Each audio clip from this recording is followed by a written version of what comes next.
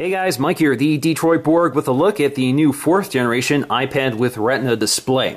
So this replaces the 3rd generation, which is no longer available, while the 2nd generation is still available for $100 less at $399. So this starts off at $499. This gives you that Retina display and a few new features. This is pretty much a spec upgrade from the 3rd generation. Now the 4th generation adds a few new features. One of them is a new high-def FaceTime camera, which has a 1.2 megapixel instead of the horrible VGA camera that used to be in here. We also have the new Lightning connector. We also have new cellular technology in here, which now makes this more compatible with a variety of LTE carriers, not just AT&T and Verizon.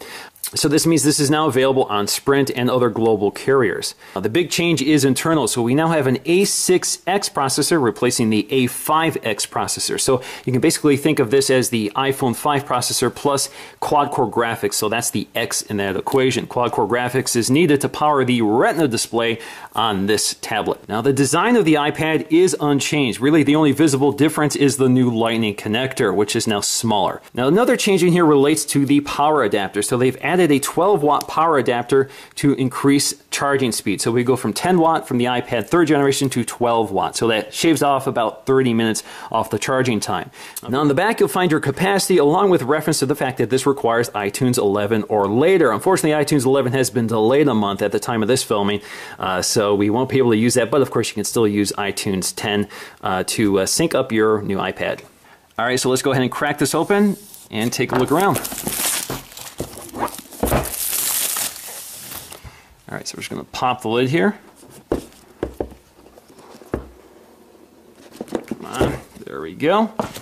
So here we have the iPad in its plastic envelope. We're going to take a look at this in just a minute while we cover the accessories. So here we have the new 12-watt power supply. So we're just going to peel this off and slide it out. And there you go. Same as the 10-watt, looks about the same. So you still have that removable adapter.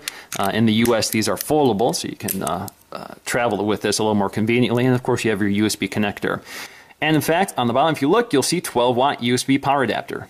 Now, taking a quick look at the literature packet here, we have designed by Apple in California. If we pop this open, we should find, among other things, we have our Quick Start Guide, which is basically a single piece pamphlet which tells you about the buttons and controls. We have our warranty and Apple information, and of course we have our Apple stickers. Below that is our USB to Lightning connector. Again, that nice smaller Lightning connector here. As you can see, it's very tiny, very small, and can handle the power required for the iPad. Now getting back to the iPad, we're just going to peel open this envelope. So you just pull this tab here. Nice sound. Slide it out. Now taking a look around, you can see the only immediately noticeable change here is that smaller Lightning connector. Otherwise, everything is still the same. So we still have that mono speaker back here, which fires toward the side and back. On the side, we have our plastic volume up and down buttons, as well as our rotation lock or mute switch, depending on how you have that configured. You also have your sleep wake button. You have your 5 megapixel iSight camera. We have your microphone up top, as well as our headphone jack. At the center, we'll find our black Apple logo, as well as iPad. No capacity information is indicated. Now on the front we'll find our classic home button, and at the top we'll find our new 1.2 megapixel FaceTime camera capable of recording video at 720p. You also find, kind of, if you look really closely, you'll see the ambient light sensor just above it. Now let's go ahead and start this up just by pressing and holding the power button at top. So there we go, we have the iPad with that beautiful Retina display, still the same resolution as the last generation iPad, so let's go ahead and set this up so we can connect to our wireless network here.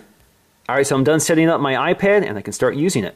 Alright, so there we go, that's all there is to it. We have the standard fresh installation of iOS 6, and the first thing I want to do is explore the one major new feature here, which is that new A6X processor. So I'm going to download a benchmarking utility to show you guys really quickly.